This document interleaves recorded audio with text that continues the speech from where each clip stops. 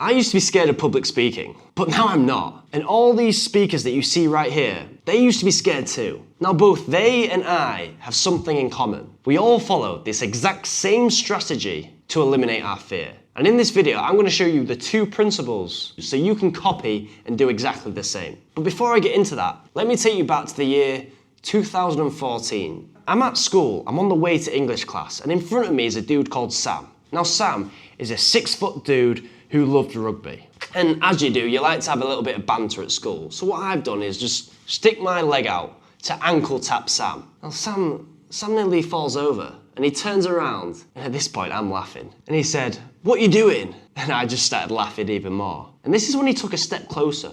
And I thought, hey up, what's he doing now? He then out of nowhere just grabbed me by the scruff of the neck and went, "Don't you ever do that again." And bear in mind, Sam was 6 foot and I was 5 foot. The pressure went all the way down to my stomach. My palms started to sweat and I thought, what do I do now? Because that's the thing, I didn't have a clue. I wasn't confident one bit. But if that situation happened to me 3 years later on, I would have been completely fine because I had the skill to defend myself. And that's the thing, when you build a skill, when you build your competence, you automatically become confident. And that's the same with your communication. If you can build the skill of communication, if you can improve your competence of communication, you will improve the confidence of your public speaking. And that's why the first pillar is all about competence. I'm going to go through the 6 core values to improve your competence in public speaking. Number 1 is pausing. Imagine you getting a tuna sandwich and just chewing, and you're not allowed to stop chewing. Your body's not going to be able to digest the food properly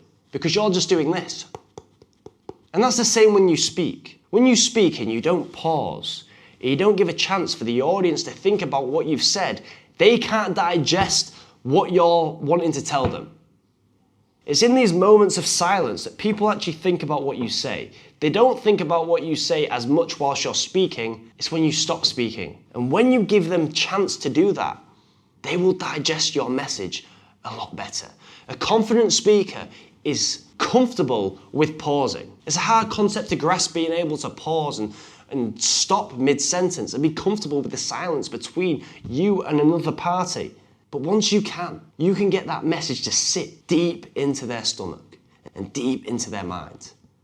Moving on to pillar number 2, and the pillar number 2 is your volume. Volume is the life to your voice. Because imagine if my default voice was like this. I wanted to say to everyone that I'm really impressed with the work that you've done today. It doesn't sound confident. You will be perceived as not confident. And that's why getting your default level is very important if you want to be perceived as confident. Because your body will know it as well. If you always speak like this and you really lower your voice when you're around certain people, your body will know you're not confident. That's why you want to find a good default level. Once you have a good default level, that is where you can start being a bit more advanced. You can start using your volume for your benefit. We've got high volume. High volume grabs attention. Sometimes you can spike certain words at the start of a syllable to spike it up. Or when you're in a story and you want to build more anticipation, you can raise your volume up. You then have low volume. Low volume makes something be perceived as important, even if it's not. But they will only work if you have a good default volume. If you can't find a good default volume, your low volume will not be perceived as important, and your high volume will not grab attention. That's why you need to master that one first. And if you don't know, Sueno, what's a good default volume? Well, look around you. Who is a good communicator? Who do you think, he's a good communicator or she's a good communicator? Is it Wendy? Is it Bob? Is it Johnny? Look at them and try and replicate the same volume that they are speaking at. Moving on to the next one. The next one, fillers. Pillar number 3. And what fillers are like, so, if you use it in the wrong context. But imagine I was speaking like this for the whole video, and yeah, you really need to get rid of your fillers and that because they're not very good.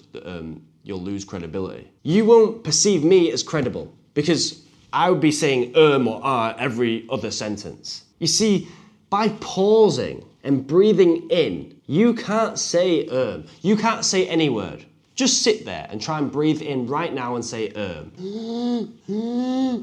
It sounds like I'm dying, but you can't. When you've got an urge to say a filler word, that is where you pause. You breathe in, because not only will you sound more credible, but you also, going back to the pause, you give the audience a chance to think. But when you are saying you are distracting the audience from thinking about what you've actually said. And that's why you need to eliminate these from your speech, especially and ah. If someone's saying and ah a lot, they don't look competent at all. Get rid of them from your speech. If you're struggling to get rid of them, start filming yourself and watching yourself back, because this will show you what filler words you say and when do you say them. And then it will help bring awareness to yourself to get rid of them. That's the only way you will get rid of filler words. Awareness. And the way you build your awareness is by filming yourself speak. Going on to the next one, pitch. If you use pitch incorrectly,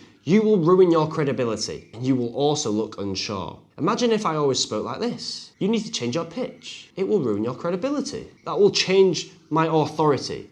Because when you want to say a statement, you lower the pitch. When you want to ask a question, you raise the pitch. It's that simple. But the pitch at the end of your sentences can ruin your credibility. If you've ever gone to Australia or lived in Australia, quite a lot of them always speak in an uptone, even when it's a statement. I got a hot dog. I don't know, are you asking me if you got a hot dog? Because that's what it sounds like. When you raise the pitch, it sounds like a question. Moving on to the next one, that is your rate. Your rate of speech. This is similar to the pause.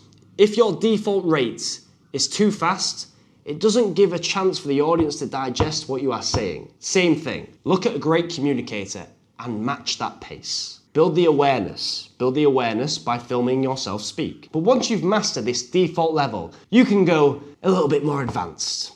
We have a fast rate of speech and we have a slow rate of speech. A fast rate of speech can build up the anticipation. It is great for stories. When you have lists of 3 and you really want to build that climax, that is when you can raise your rate of speech. When you have something really important to say, you can slow the rate of speech down and lower the volume. That's a great way that you can incorporate rates of speech. Moving on to tonality now. You know when people walk into a room and you think, they've just got something about them, something that's different, something that people can't really put a finger to, but they're just that guy or that woman that always lights up a room. It's their tonality. Your tonality is the emotion behind your voice, because let me prove it to you. I bet you can't remember what they said, but I bet you can remember how they made you feel. Tonality is the emotions. Happy, sad, angry, surprised, curious, fearful, angry. They're all different emotions that you can display whilst you're speaking.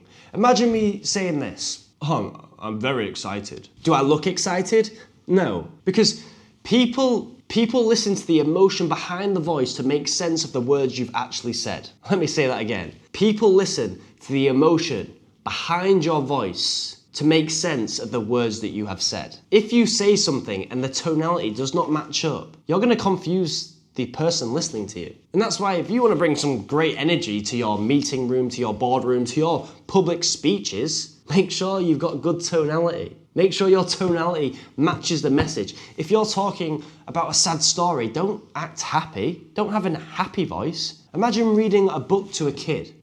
If something's really important, you're going to show it. If someone's really excited, you're going to show it. And that's a great drill that you can do to improve your tonality. Read a book as if you're reading it to a kid. And as the words become sad, act sad. As the words become excited, act excited. Because that's how you become that person that walks through, that's just an energy ball, that people want to be around. It's by including tonality into your personality, because your voice is your personality. People think your personality is your personality. But it's the voice that you create, the feelings that you portray, the energy that you give that creates your personality. Oh, and I nearly forgot. I've got a poster here, completely free. This will help improve your confidence and your competence. The poster is all about your confidence. The emails that you get alongside that for 30 days is all about your competence. Talking about confidence, let's move on to the next principle. I'm going to take you back to the MMA gym because that's my forte. In the gym, you have powerhouses. They're the people that hit like a truck. You have cardio kings, the people that can just fight for days. It doesn't matter how many rounds they're doing, they're not getting tired. But then you also have technique junkies. Now these technique junkies, They look the best when they're on the pads, they're on the bags, when they're moving on the mat. They never look a foot out of place until they go to sparring. And then those technique junkies don't look like technique junkies anymore. Me, I was never a technique junkie, if I'm being honest. I was that dog. I could bring that dog out of me whenever I wanted. If we wanted to do 10 rounds right now, I could do it because I just knew I could dig deeper than anyone else. But that's a different style of fighting. But going back to the technique junkies, when they sparred, their technique wasn't as good. And there was a reason for that. They were so good at their comfort zone. But when the pressure started going up, that is when they started to crash and burn. But when the pressure got so high, their technique was pointless. Now, reps is one thing, but reps under pressure is completely different. And that's why you don't want to be a technique junkie. You don't want to be that individual that just works on the skill of building communication. You want to expose yourself, and that is principle number 2. Exposing your skill, your fear. Because it's only by exposing your fear that your voice will truly start to appear. And here's the system that you're going to follow. Low, medium, high. Low stakes is just for you. Medium stakes is for a few. And high stakes, all eyes on you. Now this all depends on where you're at right now. Because for you listening, you're going to have your own comfort zone. Your comfort zone is different to my comfort zone. Like my comfort zone right now is getting up on a stage in front of a couple hundred people. That's what I've done so far. That's like the highest I've done in public speaking. So I could probably say that's my comfort zone, and going any higher would start pushing it a little bit more. Your comfort zone might be standing in front of 10 people at work for a meeting, or it could be speaking to a randomer, or it could be joining Toastmasters. These are just random examples, but you want to find your comfort zone. And once you find your comfort zone, you're going to pick an activity slightly above, only slightly, because if you go all the way up here, you're going to crash and burn. And once you pick that activity, you're going to do that activity until it becomes comfortable. You're going to get uncomfortable being uncomfortable. And slowly, your comfort zone will start to raise. And once it does, once it's on par, you're going to pick a new activity, and then your comfort zone will start to raise.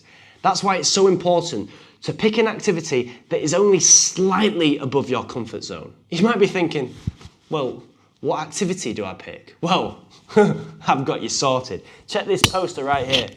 Oh, the mic's stuck to the table. Bloody hell. Sort that out ASAP. The poster right here has 18 different exercises that you can do to expose your fear so your voice can start to appear.